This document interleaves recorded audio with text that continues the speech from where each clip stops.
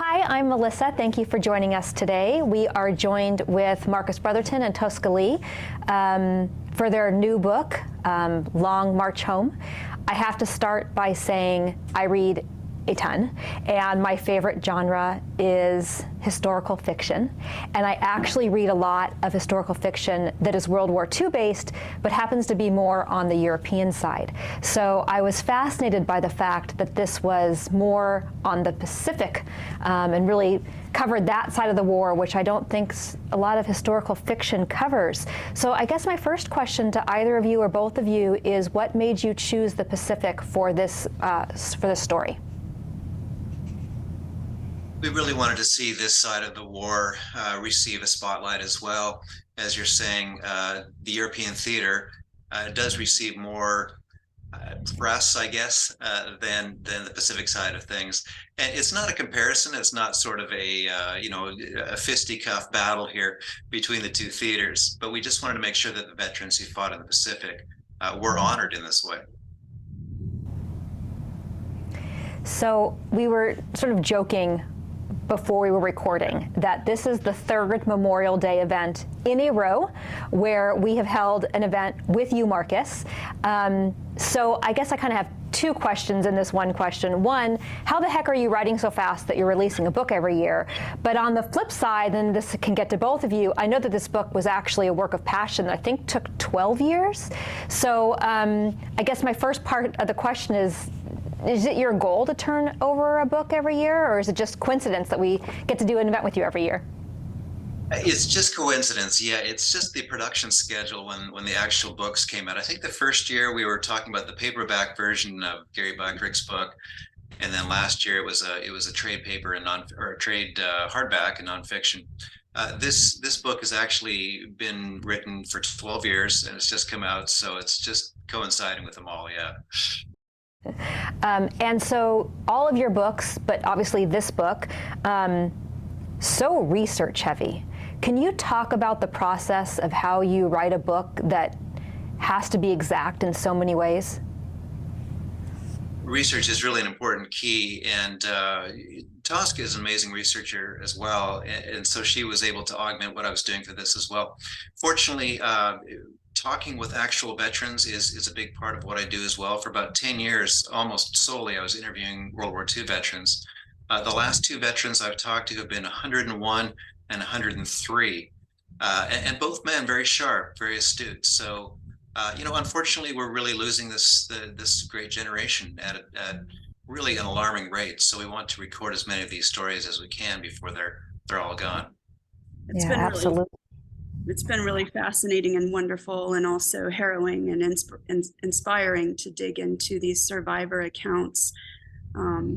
They are so detailed, amazingly detailed, and it's been so inspirational for us to read and study them and piece together what was happening all throughout the Philippines during World War II. Mm-hmm. So I want to keep it on you, Tosca, for a second. So our last, as we just said, our last two events with Marcus were nonfiction books about true heroes of war.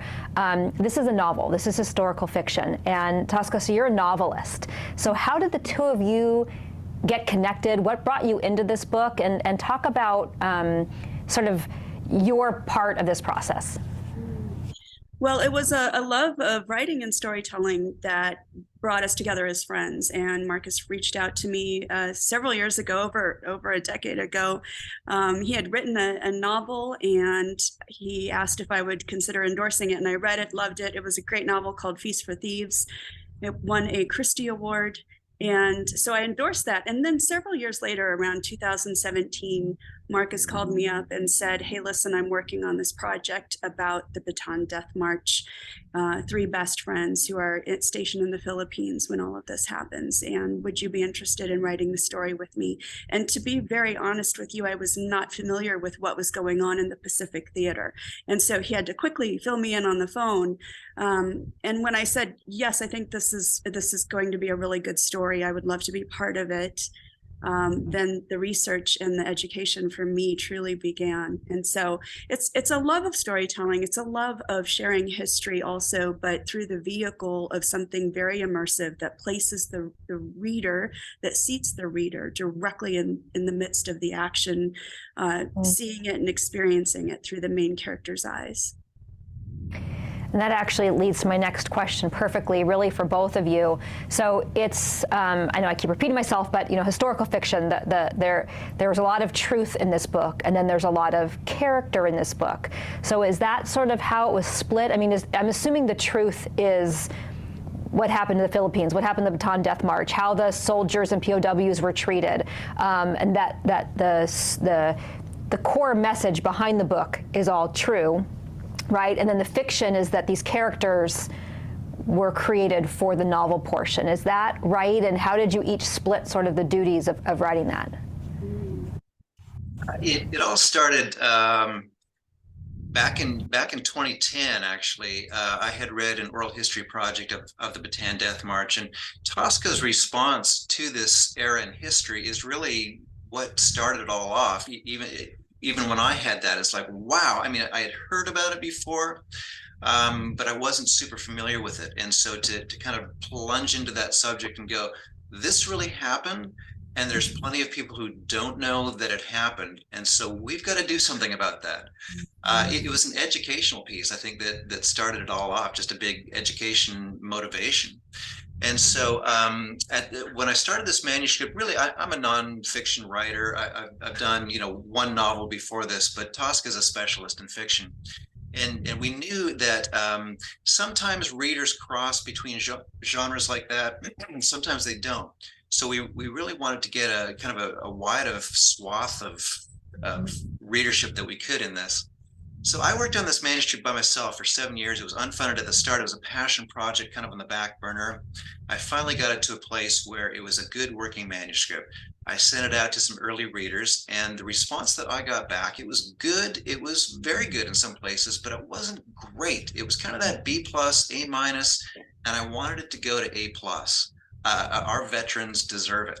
So I was talking to my agent, and he said, you've been working on this thing for so long. He said, you're probably too close to the canvas. Why don't you get a collaborator in and work on it together? Hopefully you'll gain some perspective. I had read a number of Tosca's books along the way, just as a sheer joy. She's an excellent writer. And we'd known each other from her endorsing that previous novel of mine. So I called her up and said, Tosca, how'd you like to do something just incredible?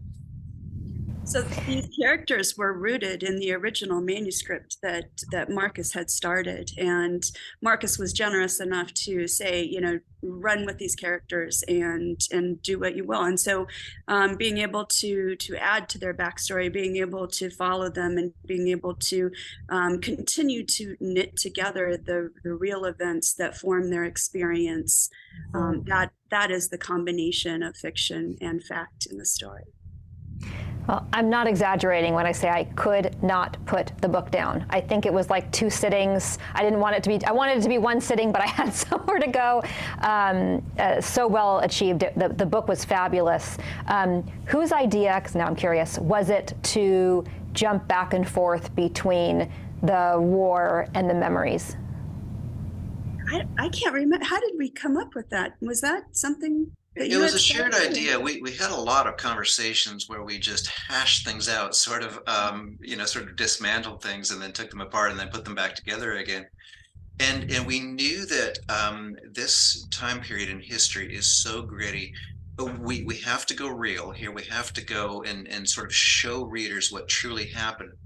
At the same time, when you go nonstop, intense combat, just combat, it's hard for the reader to sort of stay immersed in the intensity of it all. And then really, if you can help lift every once in a while and gain some perspective and then go back into the intensity, the experience is more powerful. You gain some perspective along the way, and then you can re-enter the historical side of things again. So that was really the idea behind the 2 timelines there. We really wanted to also show through their growing up how these 3 characters, Jimmy, Hank, and Billy, who are not who are not related by blood, how they became brothers through their shared experiences growing up together. So it's a coming of age story as much as a war story. And it's that bond of brotherhood between them that helps sustain them through these horrific events that happened in this chapter of history. Yeah, I mean, it's really a book about family, and I'm trying to be very careful with my questions because I don't want to give anything away. But in reading the book jacket, I really thought one thing of how the outcome of the book would be, and I was obviously not correct. It just, like I said, fabulous, just such a great read. And speaking of the writing process, this question's for Tosca. I was on your website, and I'm going to read this question. There was a list of questions you had been asked, and you answered them on your website. And someone asked you the best advice you would give on writing. And you said to do your part, do the work, and then surrender the results. And I wonder if that process is different when you are a co-author of a book versus writing the book on your own. I don't think so. I think that it's really nice to have another person there, another brain to bounce things off of. And it feels very much like a safety net in some ways, because you're not on your own, you're not second guessing yourself. But at the end of the day, and Marcus and I talk about this all the time, there comes a point when you've done everything you possibly can. We did so many edits, we did so many revisions, so many rewrites of this novel. And there comes a point when you turn it in and you say, this is the best that we can do. And the goal is that with two of us, that we've done better than one of us could have done alone. And I think we've achieved that. And at the end of the day, then you surrender the results because you've reached the end of what you're able to do at that point. It's out in the world. Sure. Now, Marcus, just a few minutes ago, you mentioned how you've interviewed a lot of veterans, and you just spoke to, I think you said, a 101-year-old or 103-year-old. So in the beginning of your book, the three friends are serving, and Pearl Harbor is attacked, and then right after that, where they are, the Japanese fighter planes come overhead and start dropping bombs. And your main character, Jimmy Propfield, makes the comment in the book that, I can't remember if he was saying it to himself or out loud, I think it was to himself, but it went from being in this beautiful land and serving and having a wonderful time with his friends and his brothers and, going out to clubs, to seeing war, and that when he signed up for the war, he never thought he'd see the war. And that really struck me because, as you may recall, when we did this with you last year, we had a World War II exhibition. And so I had just this distinct honor and privilege to speak to a dozen or so World War II veterans. And more often than not, they said they signed up and never thought they'd see war. And then when they saw war, they were just so shocked by it. Is this a common theme? Is this something you hear from the veterans that you speak with? Yeah, particularly the veterans who have fought in the Pacific. And you had to realize as well that Adam Akos and I, we did an oral history project with veterans who fought in the Pacific. And so we've talked to a lot of these gentlemen by now. And we've heard this story, particularly if they're fighting in the Philippines, they were often signing up before Pearl Harbor. And so it was a different dynamic then. And America is still coming out of the Great Depression. And so military life offers the chance for, and we hear this phrase, 3 hots and a cot, right? 3 hot meals and a bed to sleep. It's a job. And it's a noble job. The young men definitely want to do their duty, but they're often motivated by coming out of the Depression. Perhaps they've come from a large family of origin where, 3 hot meals a day just wasn't happening. So, yeah, they went to the Philippines, and at first it was idyllic duty. It was called Manila, the Pearl of the Orient, right? That was the kind of the phrase of the day. And the Philippines drew soldiers because of its plum duty. Boy, the sun is out. We're kind of working half days at the start because surely the war is far away in Europe. And then Pearl Harbor hits, 10 hours later, the Philippines are attacked, and it's completely different. Mm-hmm. So speaking of that, right? So pre-Pearl Harbor, it's almost a vacation, and it's a job, but it's this experience of, 3 hot meals and a place to sleep. And then the war happens, and then the Bataan Death March happens. Now, as I said earlier, a lot of the reading I do happens to be on the European side, but I still know about the Death March. I know how horrendous it was, but even knowing what I knew, reading those sections in your book were so hard to read. How much of that, and probably your answer is all of it, but how much of that really was fact over fiction? All of it. Yeah. So can you talk to our viewers and sort of give a overview of what your three main characters had to endure so that people can understand what really happened during that time? For those who had survived the war that started within 10 hours of the bombing of Pearl Harbor and lasted until April 9th of 1942, which resulted in the Allied surrender, the war previous to the Death March was a war of logistics as much as anything, because the Allied forces were outgunned and outprovisioned and outmanned. And so by the time of the surrender, they were already starving. They were already sick. Many of them had malaria, dysentery, all kinds of things. They were starving. And so the march, when they were marched out of the Bataan Peninsula north 60 miles in 6 days, in these conditions, in the intense heat, without food or water, if you stop to relieve yourself, if you stop to help somebody, if you stop to try to get a drink of water, pick a mango, whatever it was, you would be bayoneted or shot or beheaded. The accounts are horrendous, and the columns of these men just marching these 60 miles unending. There were at least some 6,000 men who died in those 6 days just from the march alone. Do either of you know,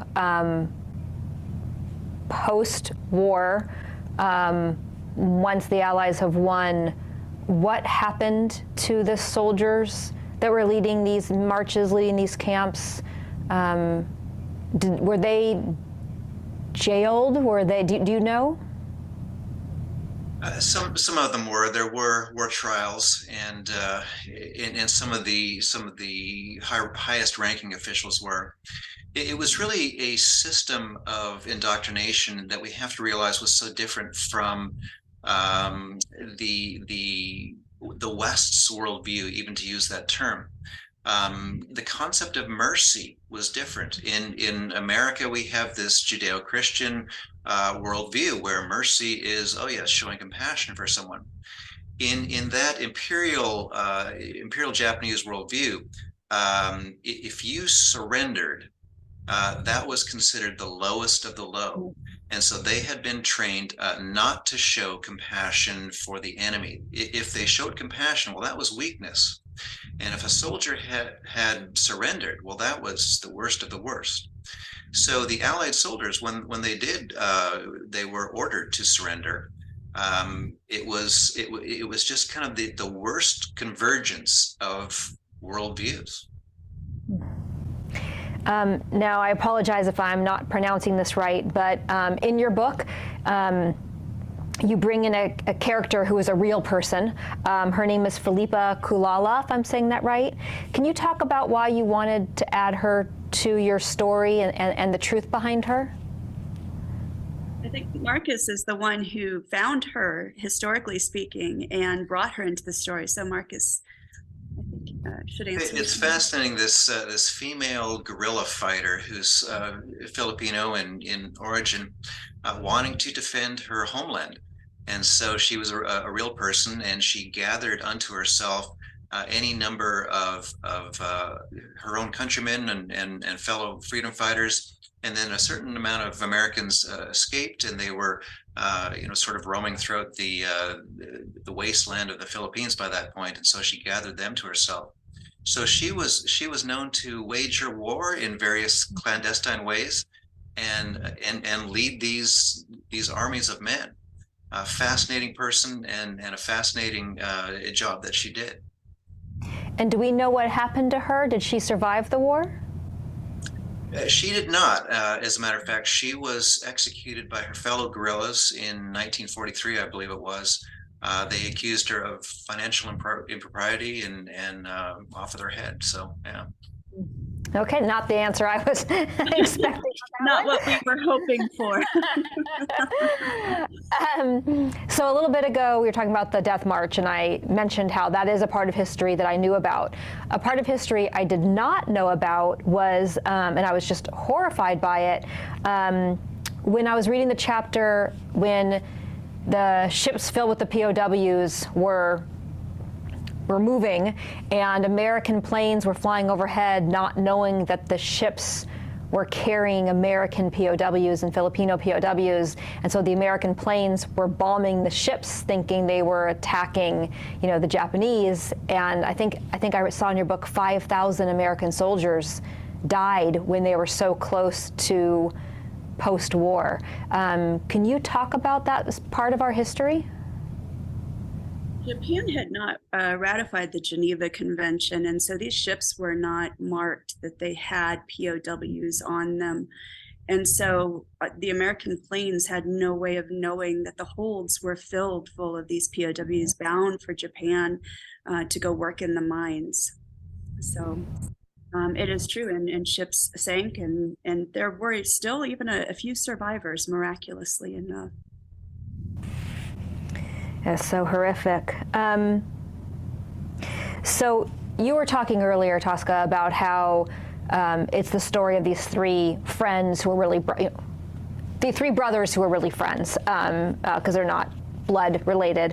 And I really think that is the overall takeaway from your book, is this book is about friendship. This book is about family. And it really shows how friendship gets these soldiers through difficult times, through war. When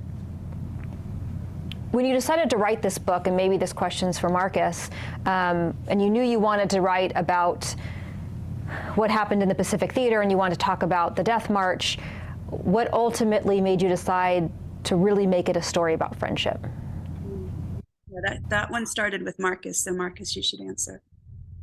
We had to know the characters first. We had to know them as real people, and they make this vow between themselves that they're all going to come home alive. That's at least their initial vow. The book prompts the question, I think, for the reader: how far would you go to help a friend of yours? Which is certainly a question for today. Everybody has got issues that they're going through. Truly, how far? How much will our love extend in practical ways to help those who are in need?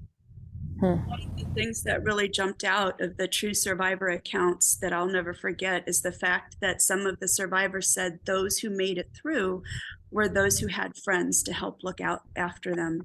And that completely made sense in that context. So we keep talking about the three friends, but there's really four friends, because we haven't talked about Claire. And I love how she is related to one of them and is, potentially a girlfriend of another one. And, just the way she ties the three of them, she's like the glue that binds them all together. Can you talk about her character? Claire is Billy's older sister, and Claire's the original friend to Jimmy. So Jimmy grew up with Claire. Claire and Billy's mom is best friends with Jimmy's mom. So he's known her since they were both in the cradle. So since they were toddlers, and they were picking blackberries together and following their moms around. And so he has this long history with Claire. And he was there, of course, then when Billy came into the picture as well. And Claire's the person that he knows and loves and is best friends with most in the world. Hank came along a little later in third grade. But Claire was the original one. And there's a moment as he's growing up when he realizes that no one understands the tilt of her head or the curl of her lip or the tone of her voice better than him. And it is a story of young romance and young love as well. As part of the research, I had interviewed Catherine Phillips, who is the sister of Sid Phillips, who had fought in the Pacific. And Catherine is really the inspiration for much of Claire. We wanted to give an idea of what's happening in the home front. When the boys are at war, what's happening at home. And really it's war as well. It's a different kind of war. what would it be like for the people you care about most to go far across the world to fight a war and not know if they're going to make it home? So I guess, Marcus, this question's probably for you, because mainly or mostly your books are nonfiction. I know you have the other novel we talked about, but because your books are mainly true stories about war, was it your intention to use the novel version and to use a story about friendship to educate people about what happened in the Pacific Theater? Education and inspiration go hand in hand, absolutely. And Tosca's response, even when I called her, was exactly what I'm looking for. How can it be that here we are in 2023 and yet so many people don't know about this period of history? We've got to do something about this. And even myself, I had heard about it, but I didn't really know it. And so we wanted to offer, because I had done oral history projects about guys who fought in the Pacific, and they're valuable. They're an important piece of our history, the oral history itself. But oral history has its disadvantages. It kind of skims along the surface. It's kind of at the bird's eye view there. And I wanted an immersive experience, like a good story, a good movie, a good novel takes you into the heart of the action. And it allows you to not only know things or learn things, but feel things. And that's really what I wanted in this project, plunging us all into this and going, okay, this happened. How will this now inform us, and how will this now inspire us? Do you think you will do more historical fiction books in this way? It's certainly the question that myself and a number of writers are talking about, and Tosca and I have talked about this, as our veterans are dying these days at alarming rates from World War II. It started out 16 million Americans served in World War II, and from that 16 million, we have about 250,000 left. So the stories are out there. They're harder to find these days, and in another 10 years, where will we be? So I think that fiction needs to probably take a more of a central role there in keeping these stories alive. Not only the European stories, but the Pacific stories as well, because I'm a big believer that the stories that survive are the ones that get told. So we need to continue to tell those stories so that they're around for a long time. And Tosca, now that you've been a part of a historical fiction novel, is your interest piqued to continue in this genre? This is the American historical fiction is new to me. I've done ancient historical fiction before. My next novel will be a medieval historical fiction. So, but you know what? I loved living in this time period, and I loved gaining this kind of new knowledge and understanding of what was going on. And I also loved being completely inspired by these men who fought so bravely and these defenders of Bataan. So I would really like to return to that time period again. There's a sense of real nostalgia as well going on in the background of these stories that was somehow very, very comforting. And I would love to go back to that at some point. And Marcus, I know that you really focus on World War II, and it's really what you're so good at. But as, like you said, we're maybe 10 years away from not having World War II survivors left in our world, which is so sad. Do you think at all about coming more modern? You know, Afghanistan war, Iraq war. Do you think about that? I do, yeah, and I've had a chance to collaborate with a number of veterans over the years from more modern wars. Certainly Gary Sinise from Vietnam in Blaze of Light. Rob Kugler, A Dog Named Beautiful, did his book or helped him out as his writing partner. Travis Mills, quadruple amputee.